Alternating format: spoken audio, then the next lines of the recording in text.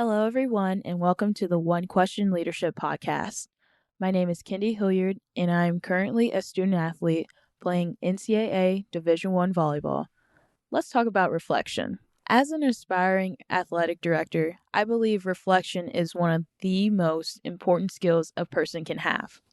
As my chapter of being a student athlete closes, I reflect on my experience at the NCAA's Student Athlete Leadership Training, or SALT as we would call it. At SALT, I was able to uncover my core values as well as understand and develop my own leadership philosophy. I also brought some of what I learned back to my administration and my school's SAC. The activities assisted me as SAC president and as a current upperclassman in helping those around me realize that they could be and are leaders in their own right.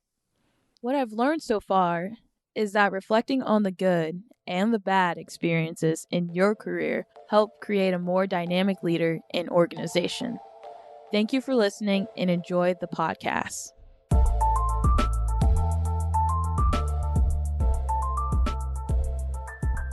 Greetings, this is Ty Brown, and welcome to the One Question Leadership Podcast, where we highlight executive and organizational leadership. Be sure to follow us on Twitter and Instagram at 1Q Leadership. Our guest today is Dr. Don Bruce. Dr. Bruce is the economics professor at University of Tennessee. He's also the director of the Boyd Center for Business and Economic Research. He's a faculty athletic representative. He's a president-elect of the 1A FAR Association. And also with that position, he's also on the Division I Council. Greetings, Dr. Bruce. Thanks for joining us today. Thanks, Ty. It's a pleasure to be here. Yes, sir. Now, there's a lot of responsibilities I just named, right? So you're doing a lot of things. In higher education, just over 20 years, around 23. So I think that you have a wealth of experience. The FAR position is one with a whole lot of responsibility because you guys can, from my experience, what I've seen, you guys can nix something that athletics may want to do because it's not in the best interest of the student athletes. I don't know if that's across the board, but from what I've seen, that's a very influential position. It is. It's really an honor for me to have served as the Tennessee faculty athletics representative for 10 years now.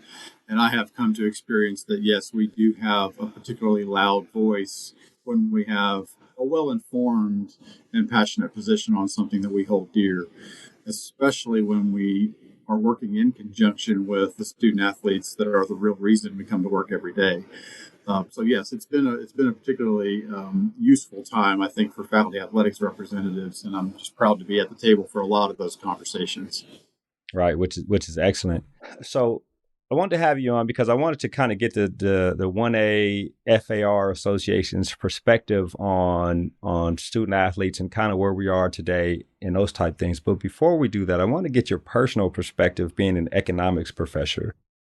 The perspective of college athletes being this, nonprofit versus nonprofit, and any money we make, we got to reinvest so we can beat the next nonprofit.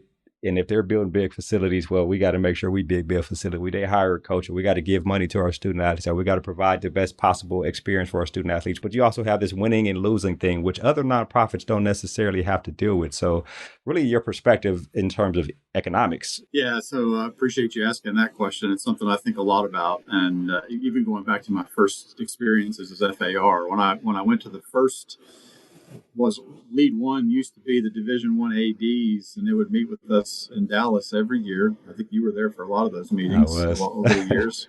Appreciate you remembering that. Yeah, of course. One of the first speakers I had the pleasure of hearing at those meetings was an economist named Charles Clotfelter at Duke University. And the topic was the economics of college sports. And the question really was, why are we doing this? And it was really philosophy and business all wrapped up in one conversation. And it has resonated really to this day. To be sure, we are nonprofit institutions, and many of us are public nonprofit institutions, and that we are state universities and colleges. That doesn't mean we don't pursue excellence across the board. So every nonprofit that I know wants to maximize profits. The difference, though, is that nobody owns those profits. Those belong to the organization. So if the executives are fired or they decide to dissolve, they don't actually have a right to the profits that have accumulated. That's the technical overview of this. So It's not unusual for nonprofits to be in competition. Most American hospitals are nonprofits, and they compete vigorously for patients in the medical space. So universities compete vigorously for faculty, for students, and certainly on the athletics playing fields all across the country. Why do we do this is a really important economics question. We do it because we like to win things, first and foremost. I mean, human beings are inherently, at least in some level, competitive and want to be the best, because that brings notoriety, it brings recognition of the brand, and it brings student enrollment and alumni support. And those are really important economic issues when we think about the revenue sources for a university more broadly.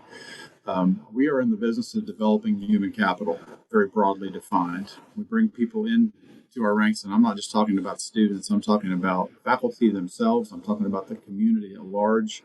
We bring folks onto our campuses, whether that be in person or virtually, and we hope to send them back to their lives with something they didn't have before, some kind of training, some kind of education or experience that enriches society at large.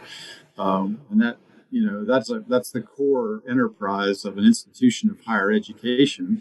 And our revenue sources for that are things as simple as tuition that the students might pay, or that states might appropriate dollars from general fund revenues to come to a public institution like Tennessee. And then we cannot overlook the importance of alumni support and donor support more broadly. How do you maximize your revenues in the pursuit of maximizing excellence? You create a great brand and you support it. And when your alumni and your legislators and your students who are on campus still before they graduate are proud of the place they go to school, those revenues are flowing in and allow us to do the things that we know we need to do to provide an excellent product. So athletics is just a piece of the bigger puzzle. It's a really important piece. It's been described as the front porch of the university. I think of it as it's permeating the entire structure in lots of different ways. So you ask an economist for an answer to a simple question, you get a long and rambling answer. So my apologies for that, but it's really much bigger than athletics, and I think that's important to keep in mind as we really navigate these uncharted waters that we're in right now with the transitions that are undergoing college athletics right now. Yeah, I find that interesting from the econ perspective, because you talk about, you hear over the years complaints about salaries and money, and really money, right, is the biggest complaint. But you think about the nature of econ at the simplest form, supply and demand, right? If somebody is good at what they do and there's only that person, they probably can command a high salary in order to, somebody could to hire them to do what they do well. And it's just an interesting concept on how it has played out over the last, I guess, 25 to 30 years.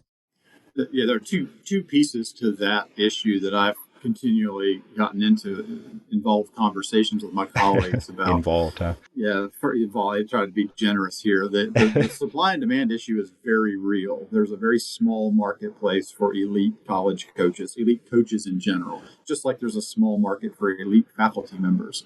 There's intense competition and a lot of importance placed on that hire. This person comes in and goes well beyond the playing field in terms of coaching or the courts or pools or wherever. They are also an ambassador for the entire university. They're a frontline marketing representative. They are the caretakers of the brand in so many ways. They're asked to do lots of things. So the first piece is, it is simple supply and demand. Intense demand, very limited supply. What we need to do, and I think we've redoubled our efforts here, is to continue to fill the supply chain and develop people at all ranks to create broader supply for those positions. The other piece of it, though, and this comes from a position of privilege, I'm a faculty member at the University of Tennessee, and I've worked hard to get to the place where I have tenure. I am protected. I can still get fired. Don't get me wrong. I can say the wrong thing on this podcast and probably make somebody upset. But I'm protected. I have a basic level of protection. that the most highly paid members of our university staff do not have. Our coaches, our athletics directors, our athletic staff members do not have that protection. And that is not lost on me when I go into an intense conversation in a meeting room and I'm the only person in the room who can really speak freely. And it's tough.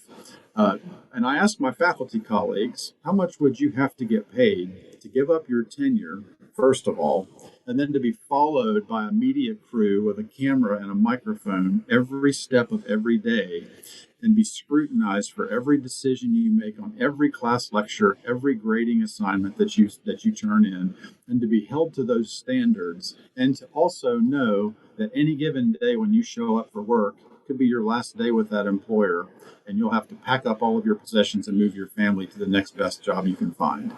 How much would you have to get paid? And they look at me sideways and say, a whole lot more than I'm currently making. Yeah, that's interesting. And so I said, okay, so you've got two choices. You can tolerate the coaching marketplace and the salaries that come with it, or you can give them tenure. Which do you prefer? And they usually come back. They say, well, tenure's for the faculty. That's our thing. Okay. So, yeah. So come at me with a better argument. I don't necessarily love multi-million-dollar salaries, but I understand them a lot better now than I did 10 years ago when I started doing this work. Yeah, which is interesting. It's part of the landscape.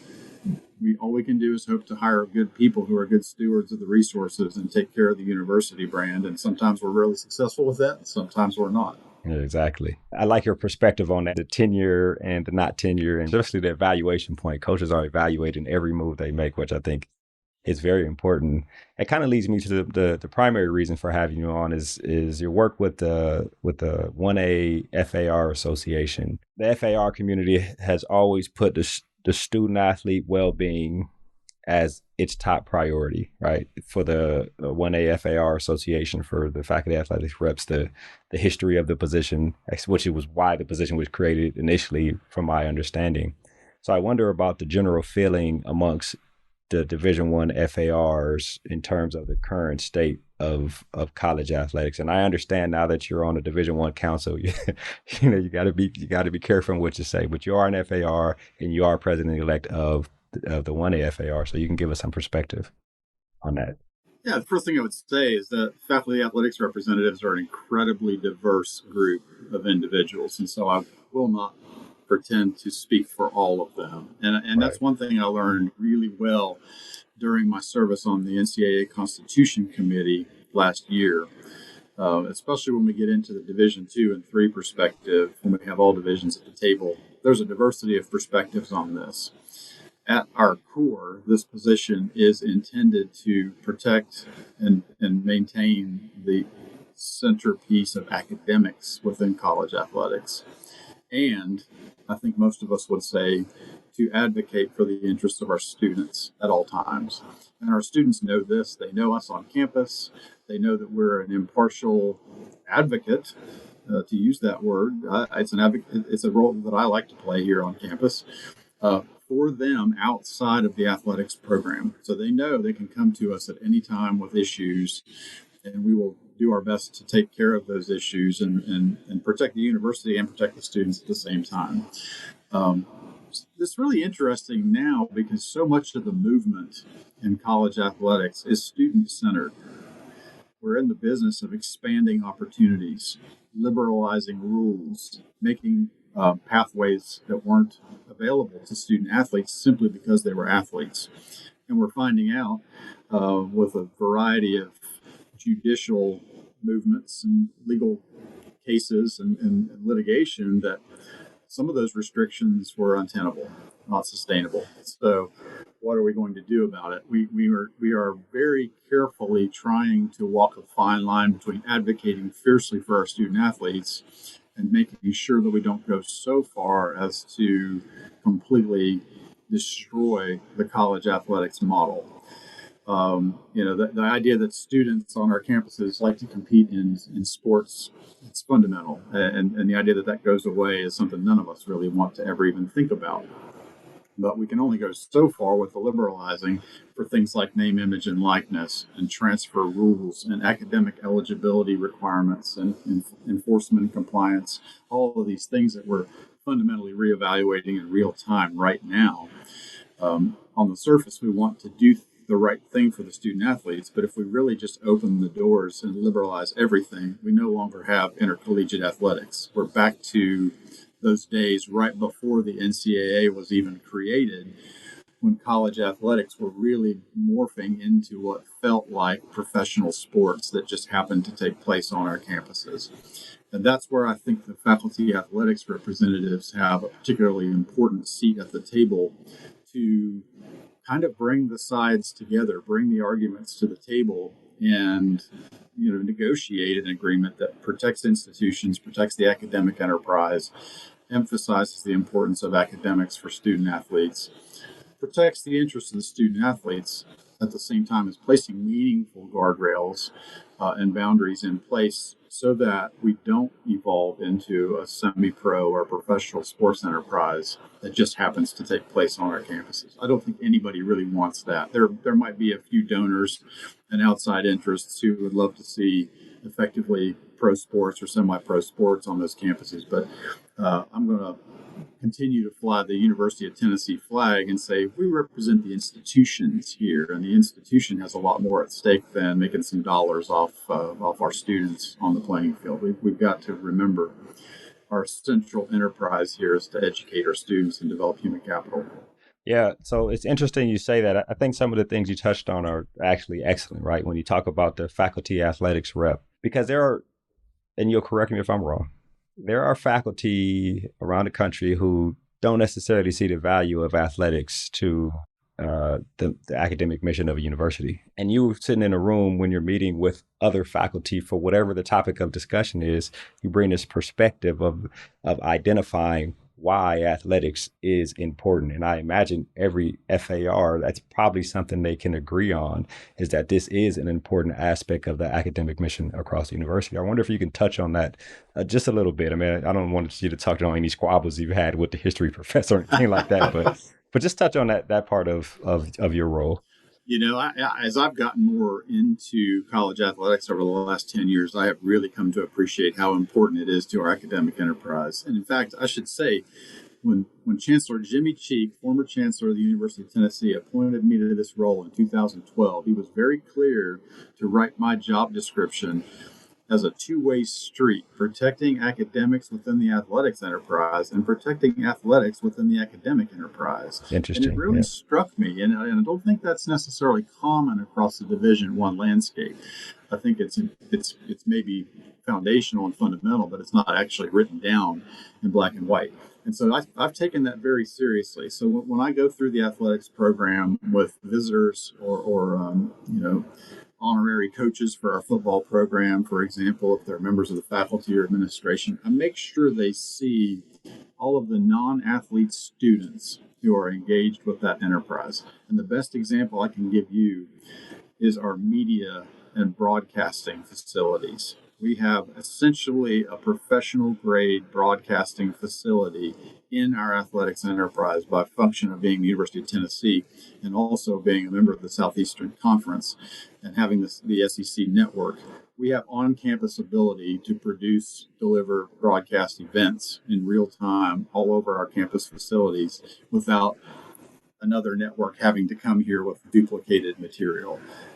But more importantly, we have an entire army of undergraduate and graduate students staffing that and learning how to do this. And my understanding is that all of them get jobs in the industry after they graduate from the University of Tennessee. That doesn't happen without the athletics program on this campus. And it's not just broadcasting, it's sports medicine, it's wellness, it's kinesiology, it's business analytics. We've got students working with the athletics program in so many different ways all over this campus whose lives are being affected and changed by their involvement with UT Athletics.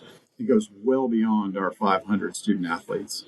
We probably have 200 or 300 graduates affiliated with in some way our athletics program for every one student athlete we have.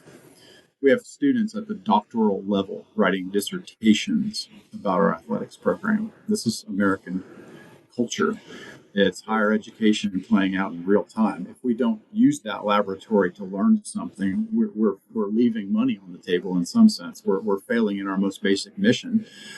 It's not unlike having a world-class telescope on campus and keeping it only for this class or that class. If we don't make it available more broadly, we're not fulfilling our true mission as a land-grant university, certainly for the University of Tennessee. So it's incredibly important as a component of our academic program. And I would take that to the next level as well with name, image, and likeness. I've been very proud of the fact that rather than sit back and let this all happen, my university and several others like us have actually put academic programs in place to make sure that our student athletes and our non-athlete students are educated about what it takes to run a business, to market your own name, image, or likeness, and do it in a way that's compliant with federal and state laws. You're going to have to pay taxes on that income. Let's show you how to do that. You might need a business plan. You might need some marketing expertise. You might need to understand the legal landscape to know what you're protected against and what you're not protected against. Those are basic training components that would not be part of a traditional academic major anywhere on our campus, but now we're developing that academic content to deliver to our students. That would not happen on this campus if it weren't for athletics. Yeah, I think that's excellent. You think about name, image, and likeness. The key point benefit you're saying is, while sometimes in athletics, I know when I was playing 20-something years ago, the ability to go off and do an internship and get the experience of making money and running a business or whatever it is was hard to find, right? Because you just didn't have time. This was pre-NCAA rules on how long you could practice and stuff like that. But these athletes now, if they have the opportunity to participate in NIL, I mean, they come out with a resume that says, yes, I was an athlete, I was a student, I got this types of grade, but also I ran an enterprise, right, where I was able to bring in this much revenue and capitalize on this and et cetera, et cetera, et cetera. And hopefully that helps as I go join an organization or go off and become an entrepreneur. I think that's an excellent way that you put it. The diverse experiences of students and students who aren't athletes on your campus is also an excellent thing. I wonder if you can repeat again what the president told you that your charge was as the FAR when you first started. I thought that was an excellent statement. Yeah, it was very clear to preserve the importance of academics within the athletics enterprise and to preserve the importance of athletics within the academic enterprise. Yeah, I think that's excellent right there.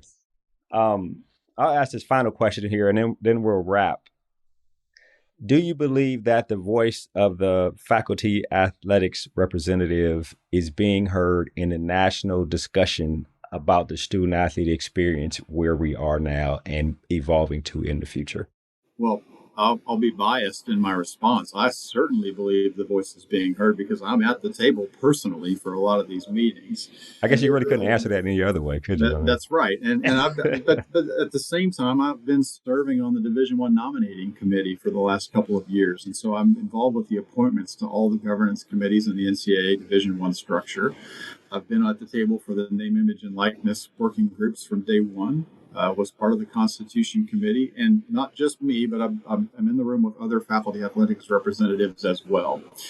And it frustrated me, I'll be honest, it frustrated me early on in my term as FAR that the message was we should be on the committees, we should be appointed to these boards, we should have a seat at the table. And we were very vocal about wanting to be included in governance as FARs.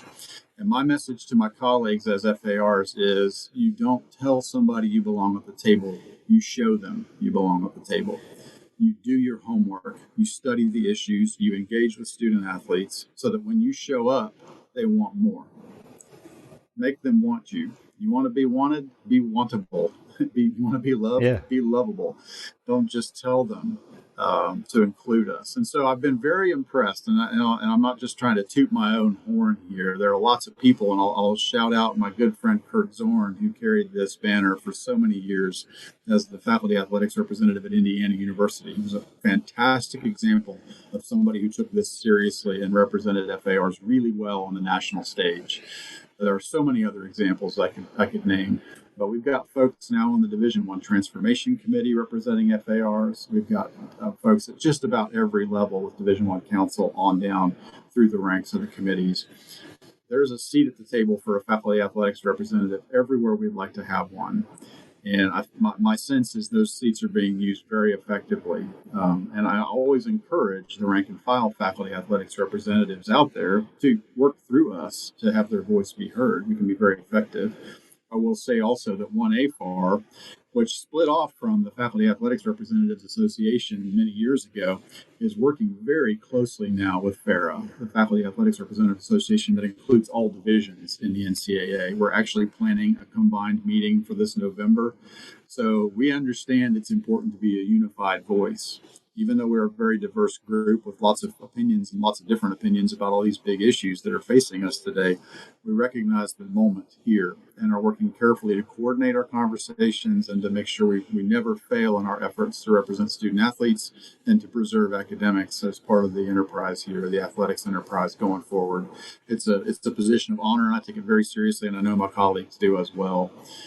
So I look forward to seeing where things go. It'll be an interesting year or 2 or 3 or 10 here in intercollegiate athletics, but lots of opportunities for sure. All right, yeah, opportunities are great. Evolution is great.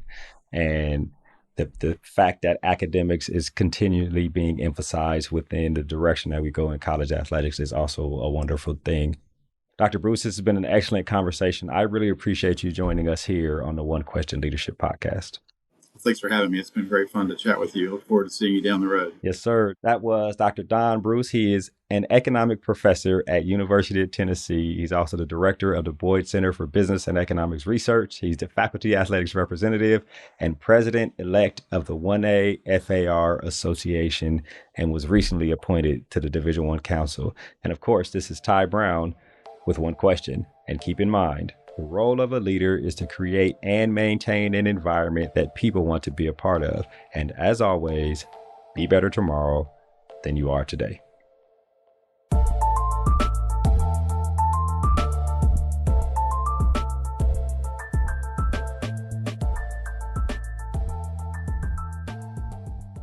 This episode of the One Question Leadership Podcast is produced by Spades Media Group, solving problems using creative leadership.